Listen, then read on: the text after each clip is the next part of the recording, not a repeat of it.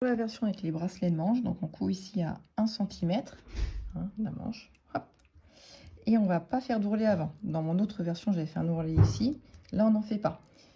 C'est ce petit mancheron là qui va venir ici. Donc là en fait on va froncer, ça on va aller le faire rejoindre à l'emmanchure. Et ensuite, cette partie-là sera également froncée et va être accordée à ce mancheron. Ensuite, on vient passer un fil de fronce. Donc là, c'est la couture que j'ai faite. On vient passer un fil de fronce tout autour, en se mettant sur un point un peu plus large. Donc là, je suis en train de faire la version en 4 rangs et j'ai choisi de faire non pas les manches froncées, là, comme dans la première vidéo, mais avec des bracelets de manches. Donc pour les bracelets de manches, je prends mes 2 rectangles, je vais plier endroit contre endroit et je vais venir coudre à 1 cm du bord sur celui-ci et 1 cm du bord sur celui-ci.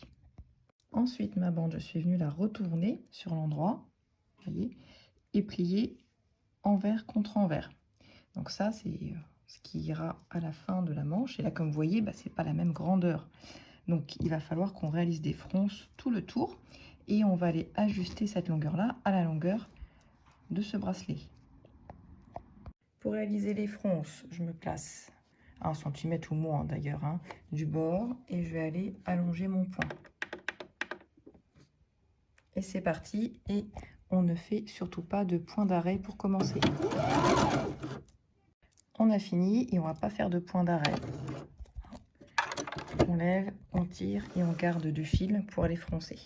Encore une fois, il va falloir ajuster cette largeur-là à celle du tour ici. Et pour retirer, on tire bien qu'un seul fil de fronce, d'accord, pour plier.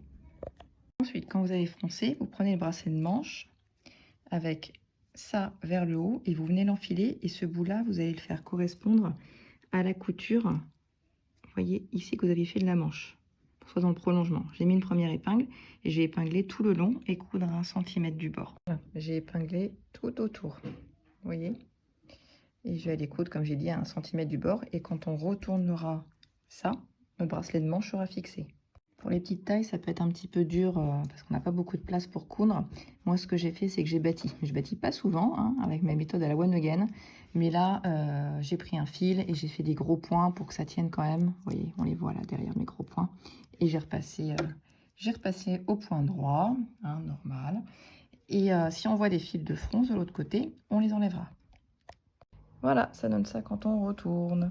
Donc s'il vous reste des petits fils de fronce par exemple là, vous les coupez au coupe-fil.